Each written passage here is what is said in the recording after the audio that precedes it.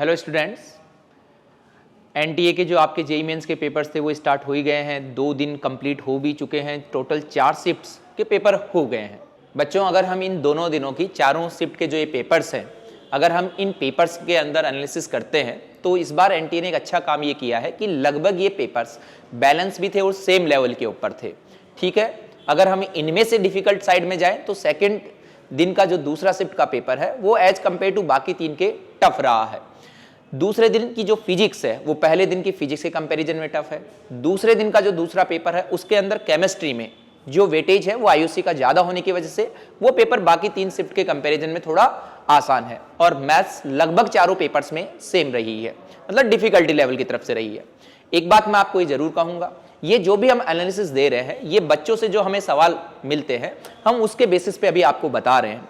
इसमें कई बार ये भी होता है कि हमें 25 के 25 क्वेश्चंस नहीं मिल पा रहे होते हैं, तो कई बार कुछ सब्जेक्ट में अगर जैसे मान लीजिएगा हमारे को 17 या 18 क्वेश्चन मिले तो हमारा ये एनालिसिस उन 17 और 18 क्वेश्चन के ऊपर बेस्ड है। तो इस बार के पेपर्स अगर अपन लास्ट ईयर से कंपेयर करते हैं तो कहीं ना कहीं टफर साइड में जा रहे हैं, लेकिन इस टफर से आपके रिजल्ट पे कोई बहुत ज़्यादा फर्क पड़ने वाला नहीं है, क्योंकि आपका जो स्कोर आता है वो एक परसेंटाइल बेसिस पे आता है। अगर हम इन पेपर्स को एनालिसिस करते हैं तो इस बार सबसे जो अलग चीज़ हो रही है, मतलब जिस चीज़ ने सारा माहौल बदल दिया है या अपन ये कहें कि एक न्यू ट्रेंड की तरफ चला गया है, उसमें है आपका केमिस्ट्री का पेपर।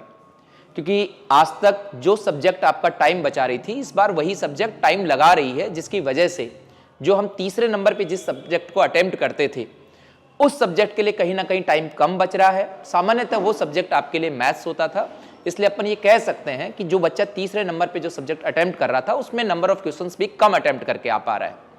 अगर हम इन पेपर्स का लेवल देखें तो लेवल भी इस बार टफर साइड में इसलिए भी जा रहा है क्योंकि जहां पहले जो पेपर्स हुआ करते थे उनमें कुछ क्वेश्चंस आपके पास फॉर्मूला बेस्ड हुआ करते थे, कुछ में थोड़ी बहुत कैलकुलेशन होती थी।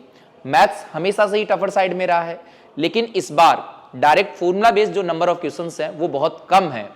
केमिस्ट्री टफ होने की वजह से कहीं ना कहीं इस बार बच्चे के लिए चैलेंज ये भी बढ़ गया है कि सर मेरा स्कोर जो पहले आ रहा था शायद उतना मेरा स्कोर ना आ पाए। लेकिन इन सब चीज़ों के बावजूद हम आपको यही कहेंगे कि आपको किसी भी सिचुएशन में पैनिक होने की जरूरत नहीं है।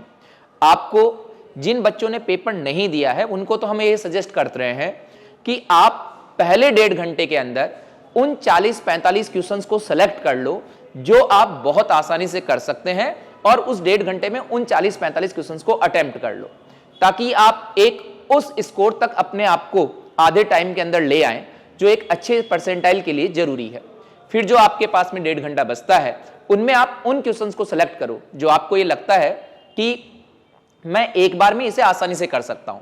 मैं फिर से एक बात आपको रिपीट कर रहा हूं, जो आप शुरुआत के 1.5 घंटे में जिन क्वेश्चंस को कर रहे हैं वो क्वेश्चंस इस तरीके से होने चाहिए कि उनमें कहीं आपको कैलकुलेशन में टाइम ना लगाना पड़े। क्योंकि इस वक्त जो सबसे ज्यादा जरूरी है वो ये है कि कुछ क्वेश्चंस लेंथी होने की वजह से वो दूसरे सवालों का हमारा टाइम ले जाते हैं। आपको उन सवालों से बचना है, वो हम एकदम लास्ट वाले मोमेंट के ऊपर जब आपके पास टाइम बचता है उस वक्त अटेम्प्ट कर सकते हैं।